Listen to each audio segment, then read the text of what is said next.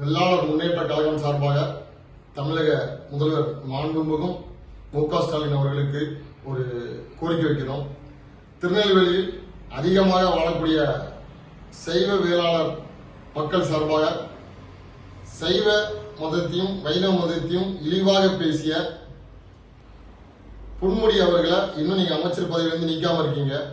திருநெல்வேலியில எங்களுடைய மக்களோட அடையாளமே உத்ராட்சமும் நெத்தில விபூதியும் பூசுறதுதான்.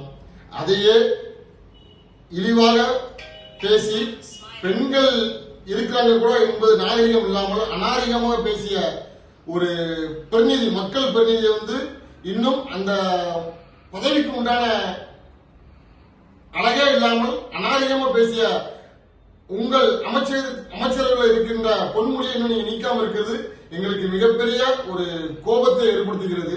வருகின்ற தேர்தலில் சைவ மதமும் வைணவ மதமும் பின்பற்றக்கூடிய இளைஞர்கள், பெண்கள், பெரியோர்கள் எல்லோரும் ஒன்று சேர்ந்து அமைச்சர் பதவியை நீக்காத நீங்கள் இந்த ஆட்சியை நீக்குவதற்கு நாங்கள் ஒன்று கூடி சபதம் ஏற்போம். இவங்க உத்ராட்சம் போட்டுட்டு விபூதி பூசிட்டு அமைதியா இருப்பாங்க, இவங்க எந்த வித எதிர்ப்பும் காட்ட மாட்டாங்கன்னு நினைக்காதீங்க.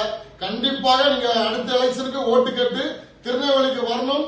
நெல்லை ஆளுகின்ற நெல்லையப்பரும் காந்தியம்மாளும் இதற்கு தகுந்த பாடத்தை கற்றுக் கொடுப்பார்கள் என்பதை நாங்கள் சுட்டிக்காட்டி இந்த அமைச்சர் பதவியிலிருந்து நீக்காத பட்சத்தில் வருகின்ற காலத்தில் உங்களுடைய அமைச்சகத்தில் மீண்டும் எங்களுடைய இந்து மதத்தை இந்து மக்கள் புண்படும் விதமாக பேசினால் அதற்கு உண்டான தகுந்த பதிலடியை நாங்கள் ஒன்று கூடி கொடுப்போம் என்பதை மாண்புமிகு முதல்வர் மு.க. ஸ்டாலின்